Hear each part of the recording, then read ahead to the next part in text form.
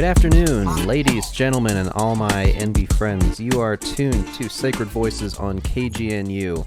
This is the Metro Arts time slot, which airs every Friday on KGNU. My name is Astin, and I serve on the board of directors for Sacred Voices. Sacred Voices is a local poetry and spoken word organization that serves the citizens of Denver, Colorado, and the surrounding cities. We host an open mic every month at Denver Open Media. That is on the fourth Friday of every month. This month, it is on October 23rd at 6:30 p.m. Currently, because of the COVID-19 pandemic, we are doing these virtually, so you are welcome to attend online on our Facebook page to view the live feed, or if you'd like to perform, you are welcome to come by and perform on stage. With me today, I have the featured performer from the previous open mic, the September open mic.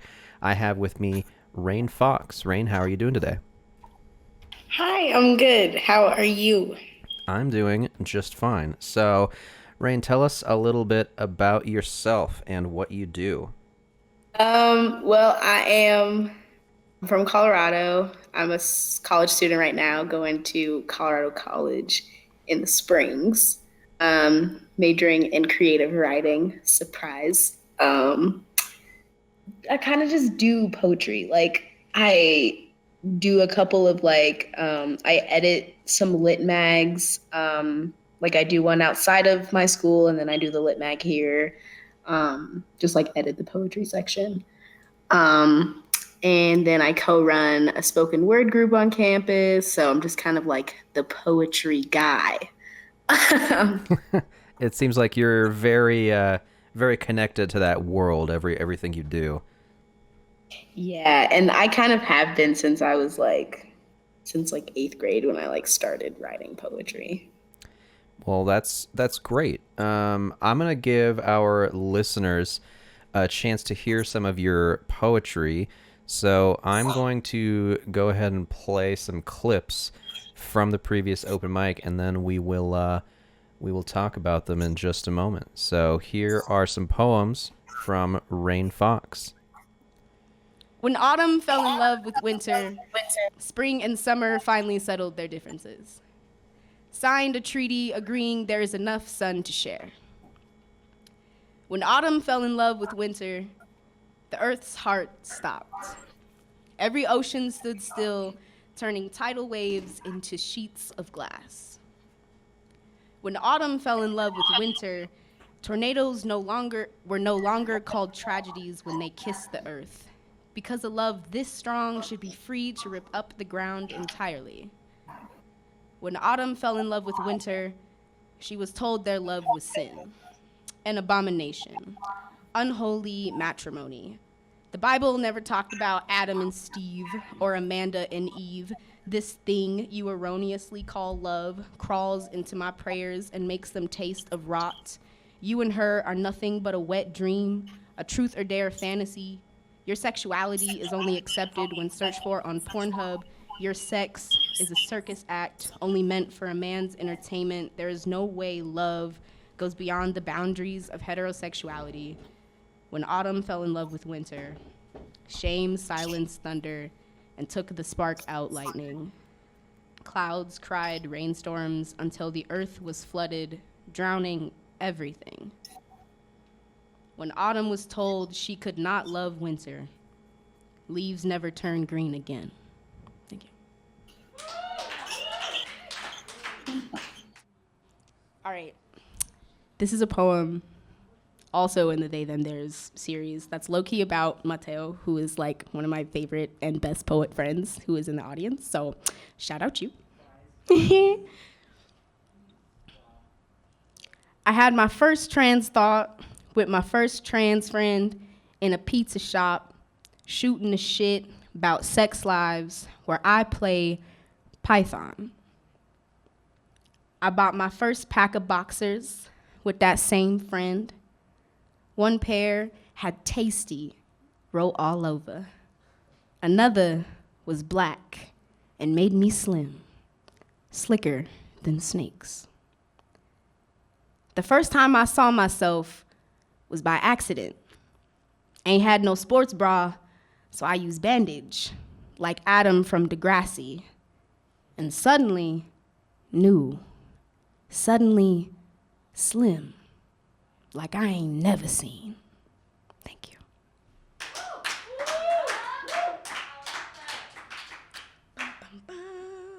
All right, and if you are just tuning in, those were the poems of Rayn Fox, who was featured at Sacred Voices September open mic just last month, and we are speaking to Rayn right now. So, Rayn, could you give us some thoughts about those poems of yours that you just heard? Anything that you'd like to say or add to those poems about? Yeah, so the first one is a pretty old piece. I actually hadn't touched it in a long time before that open mic. Um, I was definitely a sad queer kid at the beginning of my journey, just kind of like upset with the world and like the conditions of like just being queer. So I think that's what I was like thinking through. But it felt like, I guess the reason I used the seasons as a metaphor is just because like that's magnitude and like the unavoidableness of the seasons is what I was thinking about, and just sort of like there's nothing you can do to stop those things. So yeah, that's that first poem with autumn and winter, and then the they them series has been really cool. I've gotten into like mini series in my writing, just like poems, multiple poems with the same title, but with different like bodies of text slash like visual. But that I guess I wanted it to just sort of be like a message or something. I wanted a poem about the trans first, just because like I feel like somebody needs that out there, like to affirm them that like, you know, these are the first moments are precious and should be savored and like are few and far in between. And I don't know. And maybe that's just like something that I needed for my own personal like journey with gender. But yeah, that's kind of like what I was thinking through with those poems. Very cool. Thank you for sharing. Yeah, Yeah. it's a lot of poetry and artistic work can be very therapeutic, and I know with my own work, I tend to work through things that I'm going through in my life with the art that I'm working on, and it seems like that's something that was happening here, if I'm not mistaken. Absolutely. And Absolutely. the second one you were talking about being with Mateo, and I believe that's the same Mateo who's on our board of directors. Yeah. Yeah, very cool. We have Um, our own little community. That's I know. I love that. That's why I love coming back to Denver because like everything's so connected. yeah. In the past few months, ever since COVID-19 hit, it's been tough to try to make these shows and collaborative efforts work, but artists tend to persevere. It seems like, and the connections that we all have are what powers these things to work out. So thank you once again for coming by the show. We really appreciate it. Yeah, that was so cool. Thank y'all for having me. Of course.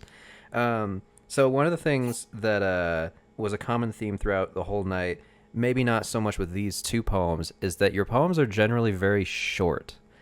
Um, could you talk about the length of your poems and how it they always seem to be so short? What is up with that? Yeah, it's kind of funny. I don't know. I don't have the attention span for a long poem. Like not just to like I can read a long poem for sure, but like there's so much that goes into like writing and like making sure a poem works, and like I just don't ever feel like dealing with more than like 2 pages worth of content, you know? Um so that's kind of just like a personal like attention span thing, but at the same time I find myself drawing a lot from like Gwendolyn Brooks, who is a pretty brief poet. Um, and not just like, because Brooks has like long pieces for sure, but just like the brevity of her language is something that I'm really inspired by. And so kind of reaching for saying more with less is sort of an agenda that I'm constantly engaging with. Um, yeah. And that can Answers your be, question. oh yeah, and that can be really hard to do. Being succinct with your words. It can be kind of hard to, it can be easy to get the message across, but may not with the same impact as with a much longer poem. So it takes a Exactly. certain skill. So yeah, what about some of your other influences? Because you definitely have a certain style. I'm curious, where you got your style of writing or performance from. Yeah. If we're thinking like tangible names, um, one of my huge inspirations, they're like huge in the like Black queer poet scene, but Denez Smith is someone that I draw from a lot. Their book Insert Boy was one of the first poetry books I ever like sat down and like read in one like big movement, and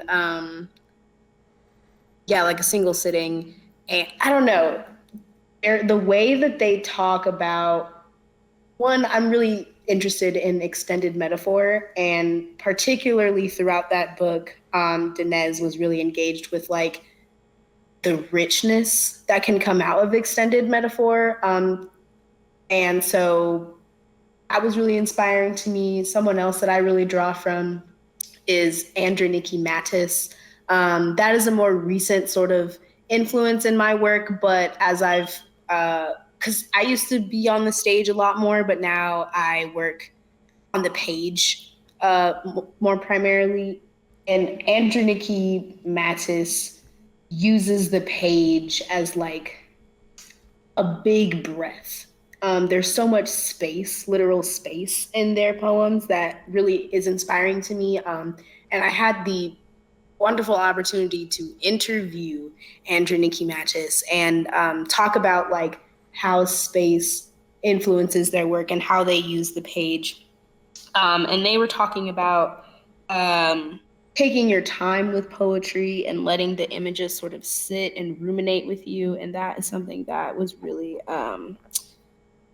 yeah, that I really value. Also, just dismantling some elitist structures within literature, such as grammar, and using like space and line breaks and not like commas and exclamation points as more as different modes of punctuation and pacing in poetry, which is something else that I'm also really interested in. Um, Yeah, it serves as a good segue into the next poems that I wanted to show off of yours because yeah, I noticed that you talked about a lot of different techniques involving like space and erasure or contrapuntal poems or all of those techniques. So I kind of wanted to show off some of those for our listeners again, try to get more of a holistic view of your work. So I'm going to transition to showing the next poems of yours that we have real quick. So if you have joined us in the last 10 minutes or so, I will remind you that you were listening to Sacred Voices on KGNU, and I am talking to Rayn Fox, a local Colorado poet, and I'm going to show you some of their work right now. Here are two more poems from Rayn Fox. This is a poem. So this is another series thing. I've been playing with paint and erasure and like have been using the paint as erasure in the poems, but I'm just gonna read you the words. This one is called Peacock Blue.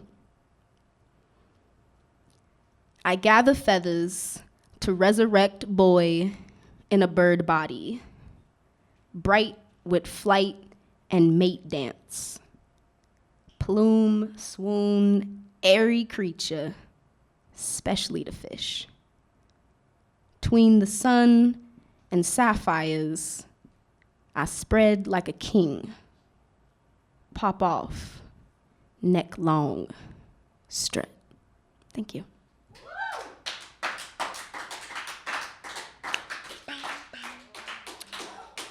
Okay, I'm gonna read something weird, so bear with me. It's a contrapuntal for all of you poet nerds out there. But for you non-poet nerds out there, a contrapuntal is a form of poem where you have like one message on one side and then another on another, but it can be read horizontally, so they like connect. It's really lit. I'm gonna read it horizontally. You know, I want to be a teacher one day, so gotta keep that vocab up. You feel me? No, I'm just playing. Okay, this is a contrapuntal called Girl Boy. Apple blossom, pulled red syrup. High C. Sugar and dyes swirl, shot through plastic straws. Strawberry milk stuck in pet turtle's throat. She swim in a pink lake, wheezing as she move in slow circles. Her cracked fins dripping like sparkles and on fire from the dollar store. Steak-like face cake, cheap frosting out the can, Spam, and she ate hog head cheese sandwiches with mouth open, singing like when Grandpa remembered all the way home. Thank you. All right, and that was Rain Fox from Sacred Voices September open mic. If you are interested in attending our next open mic, it is on October 23rd at 6:30 p.m. That is at Denver Open Media. You can attend virtually on our Facebook page, Sacred Voices Facebook page. I'm talking with Rain Fox right now, and those were some more academic, high concept poems there. We talked a little bit about it before. Would you like to share any more thoughts about these specific poems? Yeah, I guess just a little bit more about the contrapuntal. That was one I would encourage anybody who writes to at least try a contrapuntal. They're so fun. They're really hard, but like, it's a cool way to kind of see how you manage poems, just because you have so many things going on at once. You have two columns that are supposed to be two distinct messages that are then somehow horizontally connected and can be read across each other and make sense. And the end product that I ended up with was really different than the first draft. All of like the turtle and the strawberry milk and all of like the really weird images were unexpected, but I was excited with how it turned out. I don't know. I don't like form. I used to hate form when I first started writing. I would like turn my nose up at it, but like as I've, humbled myself, I've realized that like form can be a really dope place to, I don't know, make something happen, just because like it is a box, but you can do some cool things within the box, especially if you're not afraid to sort of like turn the box into like a rectangle or like punch a hole through the box, but it's still a box, if that makes sense. Form can be really exciting, which is something that I have been trying to push myself in with my own writing, just like getting more comfortable with form. It seems like one of those things where when you're trying to work within specific conventions of writing or any art, it can, and I'm just making assumptions here, but it can feel like limiting, because I'm a musician, so when I think of like working within the forms of certain music or whatever, it can feel like, well, I have to do this and then that, but it does allow you to, like, if you break the rules in a certain way, you have it almost like it unlocks more creativity to do things like that. Hmm. So a lot of the both the erasure and the contrapuntal poems, they they seem more suited, like you were saying before, how you're doing more like written poetry. Like they would be visually striking when you see them written down. Like you have the two columns, or you have like you're using paint to erase some of the words of a poem. How is it for you to try to translate those poems that are more appealing written like that into a performative way like this? I think I kind of like cover my ass in a sense, like, for lack of a better term. Um, like, because I am really engaged with like vernacular and sound in my poetry. So like in addition to thinking about like how the poem could be more visually appealing, a lot of my poems, recent poems, are in like Black English. So even when you read them out loud, I feel like there is some character or rhythm or bounce to them that can still be translated. And then like when you see them on the written page, it's just like another added element. But I try to make sure that my poems still have some sort of life out loud. Um, Even though I am really interested in the visual possibilities of a poem. Yeah, that makes sense because the performances are definitely still lively, still engaging, but it the performer in me thinks like that must be really difficult to try to bring that from one medium to another, really. So I'd love to ask you about how you working with all these different forms and different ways of creating poetry, like with the erasure and with the contrapuntal. What's the motivation behind all of that, and like what gets you inspired to do a poem in that way? I guess just like honestly, just like what is out there is kind of like the sentiment. Like, what are all of the things that I can do with a poem? Because we're taught that a poem looks a certain way and sounds a certain way.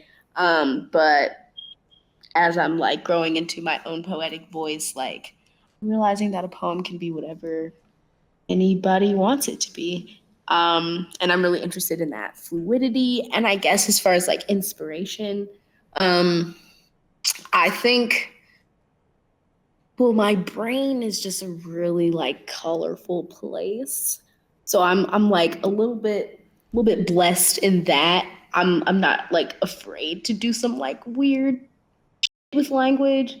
Um, but I think any artist, anybody that has the, inclination to create has like that like fearlessness within them. And they should definitely like lean into that because then, some of your most strange but awe-inspiring work could come out of that. That's a good message, I think. I, a lot of younger and more green poets out there are maybe not as confident with their poetic style or voice yet. So that's some good advice for them. What other advice would you have for the newer poets out there to try to get their careers started? Um, Definitely like kind of let go of the whole I need to be good thing because like you won't get good unless you try and start doing something or studying or reading or writing or whatever. And not that I say studying loosely. I am never going to tell somebody that to be a good writer, you need to go to school or to be a good artist, you need to go to school. Like, that's literally not true at all. But I do think that there is value in, like, if you want to write, you should read some books. Or, like, if you want to be an artist, you should maybe go experience some art. Um, just for the sake of, like, knowing what is out there, because I think where poets can get discouraged is like they create something and they think it's cliche. Um, but that's just because they haven't experienced what is out there. So like they know it's cliche, but they don't know why, or like they don't know how many times that metaphor actually appears. And then on the flip side of that, they don't know, they haven't seen any experimentational work. They haven't seen, so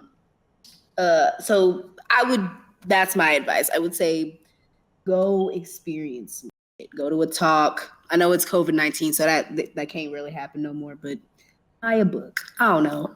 Go to one of Sacred Ground's open mics. Go experience something. I said that's pretty good advice. And as we are in month 6 now of COVID-19, I think a lot of organizations are adapting to having like virtual talks and things like that. So the possibilities are out there, and there's more of them every day, I think. So we're winding up here, and I'd love to give you an opportunity to talk about your work in the immediate future. What are you working on now? I know you mentioned a chapbook at one point. Do you have a chapbook? What are you working on at Colorado College? Things like that. The chapbook is definitely a joke, just because like I had to read so many poems at that feature because my poems are so short. So Mateo was saying, "You're gonna read your whole chapbook up there," and I basically did. But as far as immediate work, I CC creative writing like majors, they have to do like a final thesis and like turn in like 20 plus poems or something. So that's like something that's coming up. So I'm definitely gonna be doing some like crazy visual stuff with that. A quick plug, Nectar Poetry is a really cool little indie lit mag that I edit with my friend. We just released issue 2. Look us up on Twitter. Yeah. Oh, I also just released a podcast called Candied Yams, courtesy of amazing poet Nate Marshall and the Colorado College Collaborative Research Program.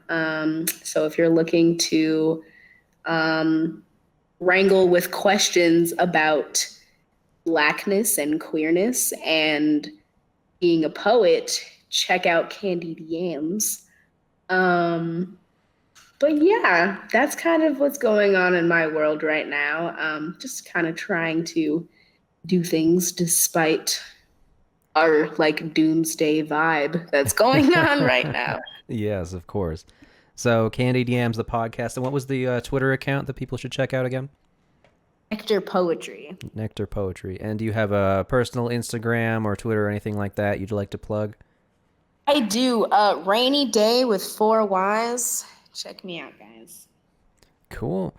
Well, thank you very much for coming on. Once again, my name is Astin. I serve on the board of directors for Sacred Voices. You've been listening to Sacred Voices on KGNU. I've been talking with Rayn Fox. Rayn, thank you very much for stopping by today. Thank you for having me. This was dope. It was a lot of fun. Well, thank you, and I will see you all next time. Bye-bye.